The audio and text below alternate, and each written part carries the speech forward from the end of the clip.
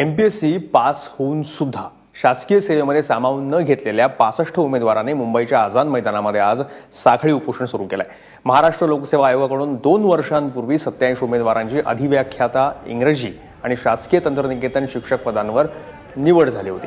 यातल्या 22 जणांनी नियुक्ती त्यांना देण्यात आली, तर उरलेले अजूनही नियुक्तीच्या प्रतीक्षेतच आहेत।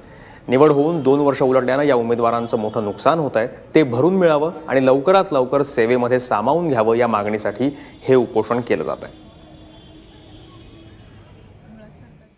एमपीएससी परीक्षा आम्ही इंग्रजी अधिव्याख्याता शासकीय तंत्रनिकेतन महाराष्ट्र तंत्रनिकेतन शिक्षक सेवा गट अ ह्या परीक्षेसाठी दिला आणि आमचं सिलेक्शन 2014 मध्ये होऊन सुद्धा सरकारने आम्हाला अजूनपर्यंत पोस्टिंग दिलेली नाहीये। 87 पैकी 22 जणांना दिले आणि उरलेले 65 जणांना काहीच प्रकारची न्याय सरकारकडून मिळत नाहीये आणि यासाठी आम्ही उपोषणावर बसलो आणि आम्ही उपोषण थांबवणार नाही जोपर्यंत आम्हाला पोस्टिंग मिळणार नाही सरकारकडून।